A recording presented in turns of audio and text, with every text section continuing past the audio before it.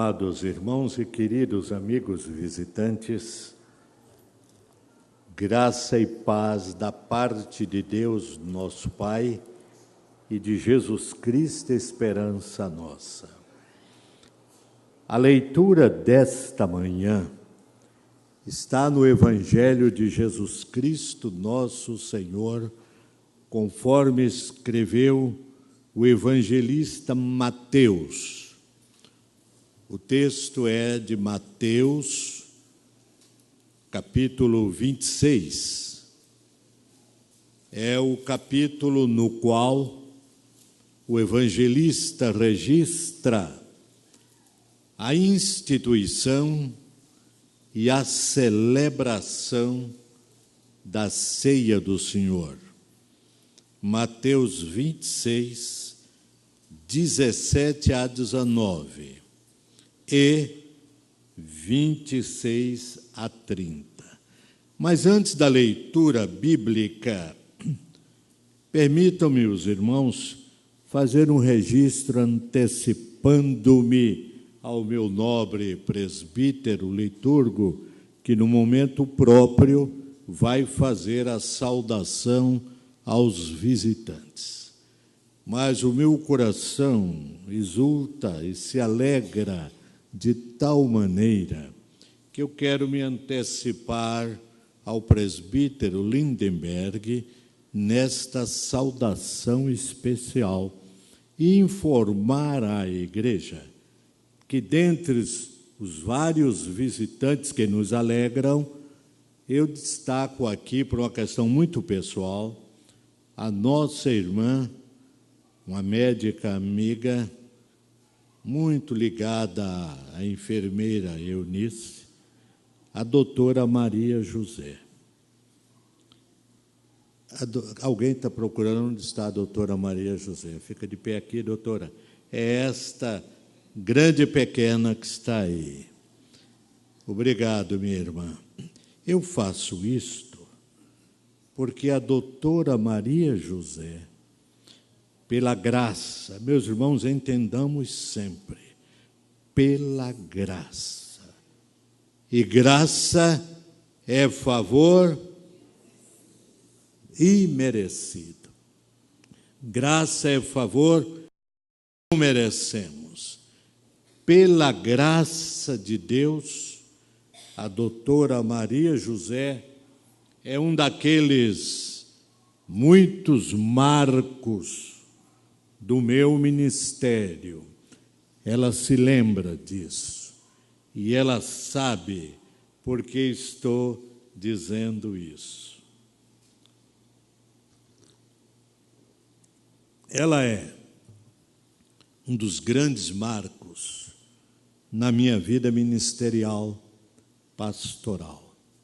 E a sua presença aqui agora alegra muito o meu coração. Depois de amanhã, se Deus quiser, às 19h30, estaremos iniciando aqui aquele grande culto, grande por causa do seu objetivo, do seu compromisso, de ações de graças ao Senhor, que me concede por sua compaixão 50 anos de trabalho na sua causa como pastor, como ministro da sua santa e bendita palavra. E a celebração desses 50 anos será marcada por um culto de ação de graças, onde o nosso coração, quando eu digo nosso, é o meu, é da minha família, é da igreja, o nosso coração se derramará perante o Senhor num tributo de reconhecimento e de gratidão. Teremos aqui a Orquestra Evangélica da Bahia. O pregador será o senhor presidente do Supremo Concílio, o reverendo Roberto Brasileiro, e pessoas outras estarão conosco. Virá uma comitiva de São Paulo, recebi um telegrama muito curioso. Um pastor que mora no Rio de Janeiro, foi meu contemporâneo no Seminário do Norte, o reverendo Bezaliel Botelho, e ele informa por e-mail que estará aqui no dia 21 com a esposa e retornará ao Rio de Janeiro no dia 23. Isso significa muito, meus irmãos. É o Senhor movendo o coração das pessoas para se irmanarem ao nosso coração neste tributo de louvor e de gratidão ao Deus Todo-Poderoso. Já estão conosco 50 Bíblias que a Sociedade Bíblica produziu para a obra de evangelização, conhecidas como Bíblias missionárias. Nós adquirimos estas 50 Bíblias para corresponder uma a cada ano de ministério e para serem entregues a famílias que não têm Bíblia. Isto é, famílias que precisam ser evangelizadas, que vão receber uma Bíblia como um trabalho de evangelização de nossa parte. É para a família que não tem Bíblia. Estão aí 50 Bíblias para esse trabalho. Meus irmãos, agora voltemos ao texto anunciado. Mateus, capítulo 26, versículos 17 a 19 e 26 a 30. Eu convido a igreja para lermos alternadamente e peço ao reverendo Jean o seu auxílio para conduzir a igreja nesta leitura alternada, por favor.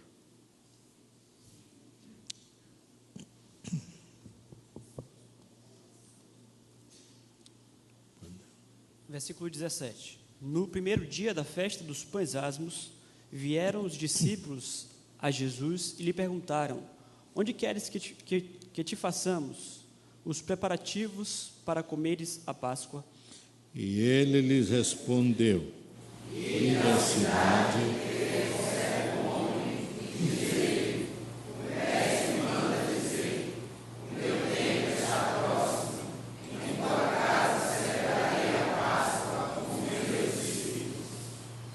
e eles fizeram como Jesus lhe ordenara e prepararam a Páscoa.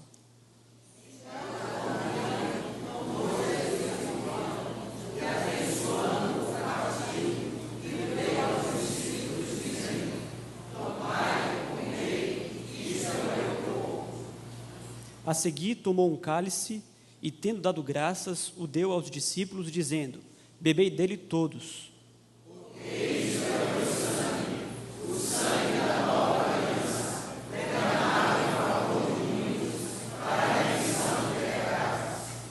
E digo-vos que, desta hora em diante, não beberei deste fruto da videira, até aquele dia em que o hei de beber novo convosco no reino do meu Pai.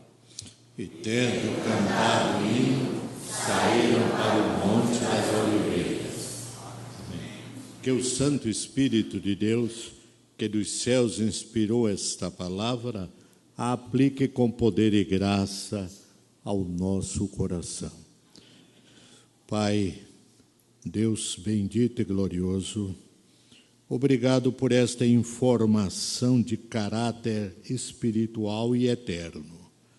A informação do que Jesus fez na instituição da Santa Ceia.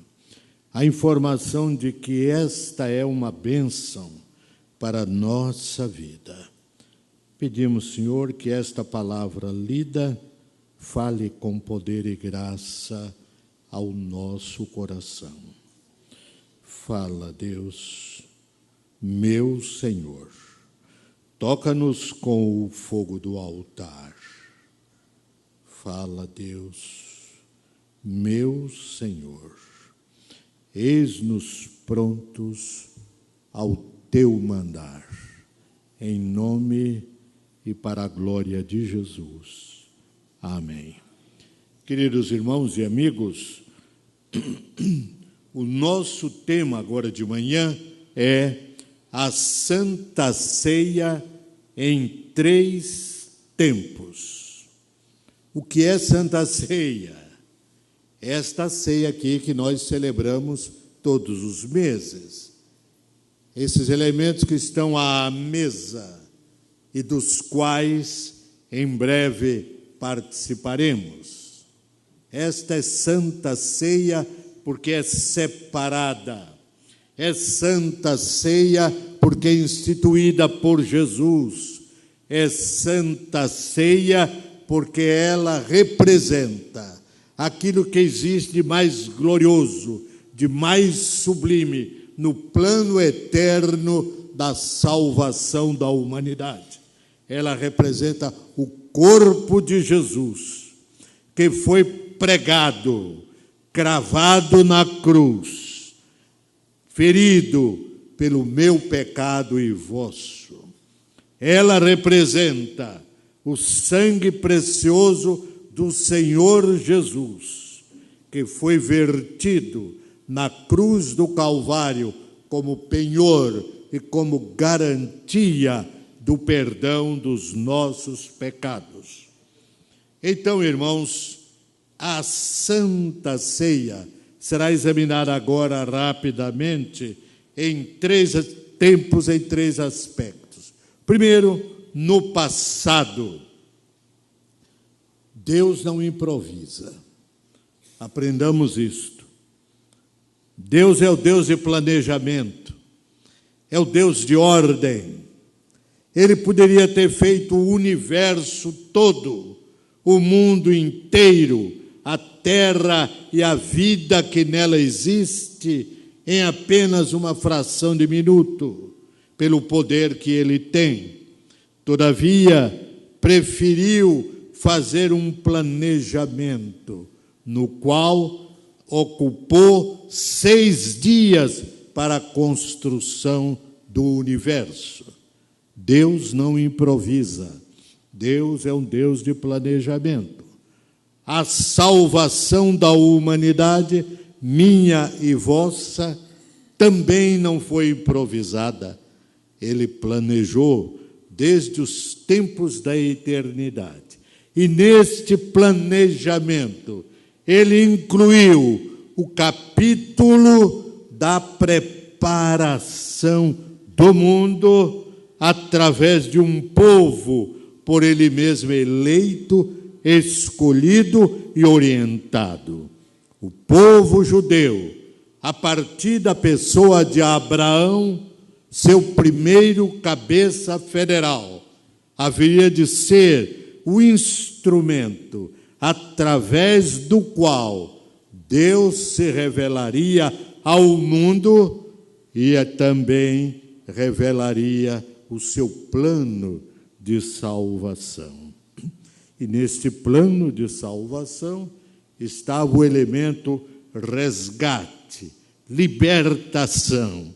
E foi por isso que ele permitiu que o povo de Israel ficasse no Egito escravizado por mais de 400 anos. E dentro do planejamento de Deus, na hora da libertação daquele povo, que era o seu povo, o povo eleito, o povo escolhido, Deus também preparou um plano para a libertação daquela gente. E o ponto alto deste planejamento foi a instituição da Páscoa. A Páscoa, cuja palavra significa passagem, está estruturada por Deus. Foi Deus quem a instituiu. Foi Deus quem a planejou, foi Deus quem definiu os detalhes todos daquela festa, que seria, ao longo da história, a maior festa religiosa do povo hebreu, a festa que assinalaria a diferença entre o povo judeu e as demais nações da terra.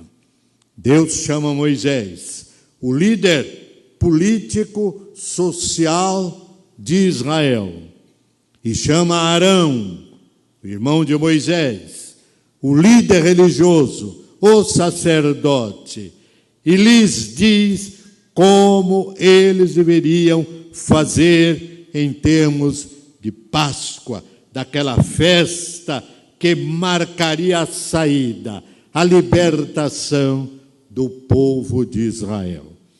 Então a Páscoa, naquele momento, seria, dali para frente, um memorial, uma lembrança permanente do que havia acontecido com eles. Um memorial de uma libertação miraculosa, a lembrança de uma libertação estupenda do cativeiro humilhante no Egito. E Deus instrui a Moisés e a Arão da maneira como eles instituiriam aquela festa e de que ela se comporia. Os judeus teriam de matar um cordeiro de 1 ano, cordeiro macho, sem mancha, sem defeito, sem qualquer problema, ou um cabrito. Teriam de comer aquele cordeiro assado e não cozido. O sangue derramado daquele cordeiro seria pintado nas vergas e nos umbrais das portas, e nada podia sobrar daquele cordeiro assado que eles deviam comer. Deveriam comê-lo com ervas amargas. Havia um determinado tipo de erva muito amarga no Egito, e eles tinham que fazer o molho daquelas ervas amargas e comer o cordeiro com as ervas amargas. Observe que tudo tem um simbolismo, tem um significado. O cordeiro aponta para Jesus, o Cordeiro de Deus que tira o pecado do mundo. As ervas amargas simbolizavam e lembravam aos judeus a amargura do cativeiro de mais de 400 anos. Teriam de comer com pães asmos, sem fermento, porque era uma providência de urgência. Eles teriam que fazer aquilo com rapidez, com urgência, na tarde e noite da sua libertação. Teriam de comer com os cintos já afivelados, cingidos, com as alparcas nos pés, com o bordão nas mãos, como quem está saindo. Era um lanche, era uma comida, era uma refeição marcada também pela pressa, pela urgência com que eles haveriam de sair do Egito. Está aqui a Páscoa, história primitiva da Santa Ceia. Estão aqui na Páscoa as raízes históricas, teológicas, bíblicas da Santa Ceia. Este é o aspecto passado, pretérito, é a Santa Ceia no passado. Mas o tempo de hoje, a Santa Ceia atual, resulta de uma instituição de Jesus na modificação da Páscoa. Jesus está comendo a Páscoa com os seus discípulos. E diz o texto sagrado que enquanto comiam, Jesus tomou um pão. Não era apenas aquele pão asmo, sem fermento, da Páscoa. havia um pão especial ali. E Jesus toma este pão e o divide entre os 12 e diz-lhes: tomai e comei, isto é o meu corpo. Aquele cordeiro pascal representava um que haveria de vir, o Cordeiro de Deus que tira o pecado do mundo. Agora este pão representa o corpo do Cordeiro que já veio, já se ofereceu, e nós celebramos através deste elemento físico, material, o pão, a presença, a vinda deste Cordeiro de Deus. Após comer o pão, Jesus toma o cálice e o dá também aos seus discípulos, dizendo-lhes: bebei dele todos. Este cálice é a nova aliança no meu sangue. Aliança é compromisso, é contrato, é um pacto. Deus tinha feito com Israel uma aliança, a qual foi selada pelo sangue de um cordeiro através de Moisés. Agora Deus faz uma nova aliança, não mais somente com Israel, mas faz uma nova aliança com a humanidade. E Jesus define isso quando diz: este cálice é a nova aliança no meu sangue. Faze isto em memória de mim todas as vezes que beberdes. Jesus modifica a Páscoa, os seus elementos componentes, a sua celebração, para dentro da Páscoa instituir um novo memorial que falaria da sua pessoa, da sua morte, da sua missão de instituir com a humanidade, mediante a fé, uma nova aliança com Deus. Numa igreja norte-americana, o domingo de Santa Ceia estava ao lado dos elementos uma cruz metálica, dourada, bonita, como um enfeite ali na mesa. E lá estava no auditório um menino que tinha acabado de aprender recentemente em matemática os sinais, mais, menos, de multiplicação, etc, etc. E quando ele olhou para a mesa e viu lá aquela cruz metálica, ficou intrigado e perguntou: mamãe, o que é que aquele sinal de mais em matemática? Vocês sabem que a forma da cruz é o sinal de mais. O garoto pergunta: o que é que aquele sinal de mais está fazendo ali na mesa?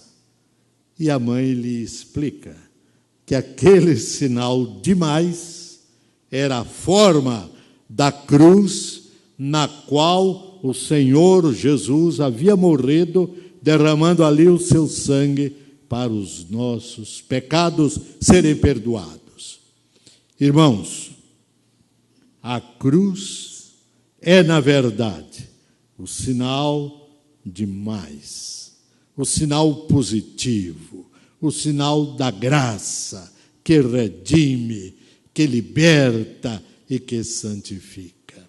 Mas a Santa Ceia, no futuro, se no presente hoje é assim, congrega os crentes, e é bom lembrar que na instituição da ceia, Jesus tratou apenas com os seus apóstolos. Antes, ele havia multiplicado o pão, peixe, para uma multidão indefinida. Agora, porém, é para um grupo limitado, os seus apóstolos. Por isso, a igreja evangélica, na ministração dos dois elementos, pão e vinho, também os limita àqueles que já se comprometeram com Jesus, mediante a sua pública profissão de fé, tornando-se assim discípulos seus, para segui-lo por todos os dias da vida. Hoje é assim. A ceia do Senhor é reservada àqueles que já se comprometeram com o Senhor. Não importa se numa igreja presbiteriana, batista, metodista ou qual seja, mas uma igreja que tem a palavra de Deus como única regra de fé e de prática e a obedece com muita prontidão. Mas, meus irmãos, estamos examinando a Santa Ceia em 3 tempos. E o futuro? Como vai ser a Santa Ceia no futuro? Eu peço aos 2 grupos que estão diante de mim, a esse lado direito aqui, que permaneçam com a sua Bíblia aberta em Mateus 26, o verso 29, eu vou pedir daqui a pouco que façam o favor de lê-lo. E esse grupo aqui da minha esquerda, que abra a sua Bíblia em Apocalipse, capítulo 19, versos 6 a 8. E nesses 2 textos nós entenderemos a ceia do Senhor no futuro. Hoje nós a temos aqui entre nós para esta celebração, mas o futuro virá.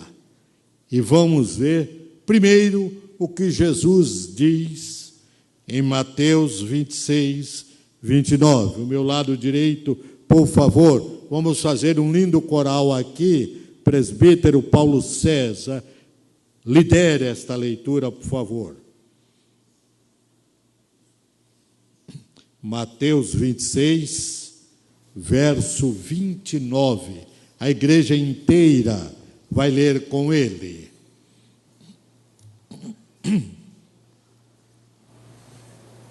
E digo-vos que desta hora em diante não beberei deste fruto da videira, até aquele dia em que eu hei de beber novo convosco no reino de meu Pai. Observemos aí, meus irmãos. Obrigado, Paulo. Observemos primeiro o que Jesus diz. E digo-vos que agora por diante não beberei mais do fruto da videira, do vinho que eles estavam bebendo. E observa agora a cláusula circunstancial de tempo. Até aquele dia. Jesus diz que não vai beber mais o vinho com eles, mas projeta para o futuro algo novo, uma alteração. Até aquele dia em que eu beba novo, não mais este vinho aqui, mas novo convosco. Olha a presença da igreja, olha a presença dos salvos, olha a presença dos discípulos, até que eu beba novo convosco no reino de meu Pai. O tempo se passa. E ainda no 1º século, João, o discípulo amado, exilado na ilha de Pátmos, é arrebatado em espírito para receber de Jesus a extraordinária revelação do Apocalipse. E nesta revelação do Apocalipse, no capítulo 19, versículos 6 a 8, nós lemos, presbítero Charles, por favor, lidere o lado esquerdo aí na leitura, para que nós tenhamos também este belo coral nesta proclamação, e assim entenderemos bem toda a mensagem.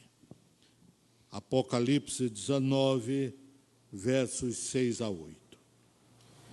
Então ouvi uma voz de numerosa multidão, como de muitas águas e como de fortes trovões, dizendo: Aleluia! Pois reina o Senhor, nosso Deus, o Todo-Poderoso. Alegremos-nos, exultemos e demos-lhes a glória, porque são chegadas as bodas do Cordeiro, cuja esposa a si mesma já se ataviou, pois lhe foi dado vestir-se de linho finíssimo, resplandecente e puro, porque o linho finíssimo são os atos de justiça dos santos. Alegremo-nos, regozijemo-nos, porque são chegadas as bodas do Senhor. E observamos, irmãos, que a sua esposa, a igreja, está ataviada, recebendo vestes especiais para se assentar à mesa com o seu Senhor, com o seu Salvador, cumprindo-se aí aquilo que ele disse em Mateus 26. Não beberei mais do fruto da videira até aquele dia. Olha aqui o dia. Até aquele dia em que beberei novo convosco no reino do meu Pai. Apocalipse descreve o quadro sublime, a alegria exultante dos anjos, os aleluias, porque são chegadas as bodas do Cordeiro. E que privilégio imenso, nós, crentes em Cristo, comprometidos com eles. Sim, meus irmãos, a ceia do Senhor em 3 tempos é assim. Raízes históricas na Páscoa, realização memorial no presente e realização gloriosa no futuro. Mas, para concluir, os irmãos todos vejam Apocalipse, capítulo 19, o versículo 9. Apocalipse 19, versículo 9. O que temos aí, meus irmãos, podemos ler? Bem.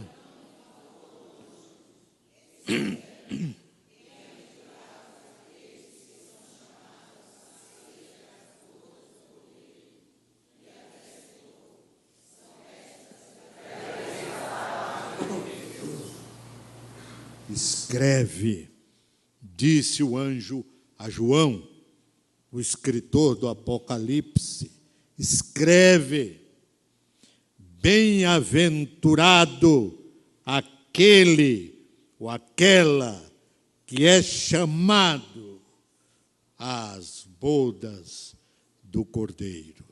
Irmãos, que privilégio nosso, crentes em Cristo, sermos hóspedes de Jesus na participação de suas bodas na eternidade, quando Ele arrebatar a sua igreja. Não está longe o dia.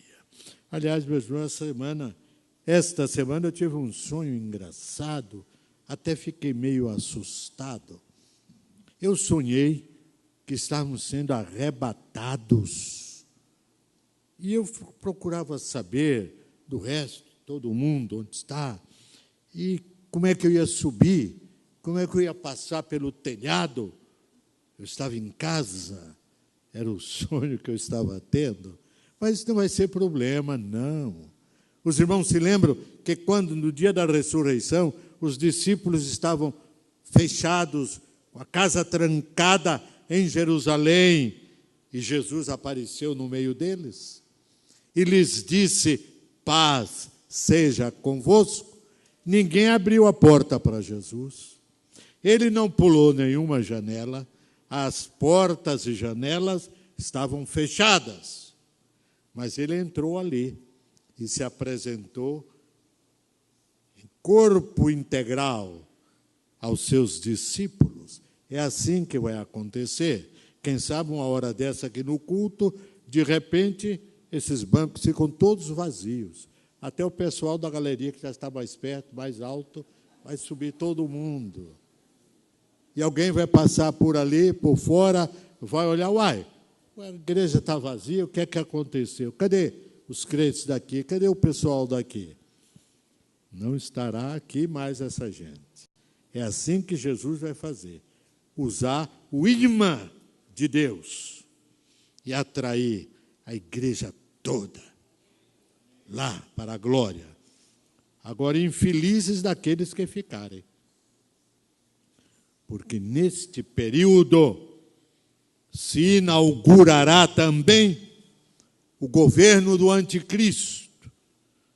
Meus irmãos, vivemos dias tormentosos. Quem ouve vê aquele programa inquietante do Datena. Quem ouve vê programa de televisão daqui mesmo de Salvador, que se você apertar assim, corre sangue. Sabe que nós estamos vivendo dias extremamente tormentosos. A angústia das nações, como Jesus previu, como sinal da sua volta. Olha o que está acontecendo agora no mundo, lá no Oriente, o número enorme de pessoas inocentes que estão sendo sacrificadas, assassinadas, o desespero das nações, a angústia das nações. Sinal dado por Jesus. Então, irmãos, não está longe o arrebatamento da igreja. Não está longe esta participação no reino do Pai, das bodas do Cordeiro. Bom é que nos preparemos em espírito cada vez mais para aquele momento que se aproxima com certa rapidez e com sinais muito claros. Bem-aventurado aquele que é chamado, que é convidado. E você, meu irmão, é chamado. Você é convidado. Você, querido amigo visitante, pode também, pela fé em Jesus, ser um dos chamados às bodas do Cordeiro. Se você se sente, de alguma forma, um pouco distanciado, um pouco afastado, componha-se de imediato com o Senhor, porque você nem eu, nós não sabemos a hora em que o imã de Deus vai funcionar, atraindo a sua igreja para a glória celestial. E você não pode ficar. Que Deus, pois, na sua misericórdia, nos abençoe. Amém.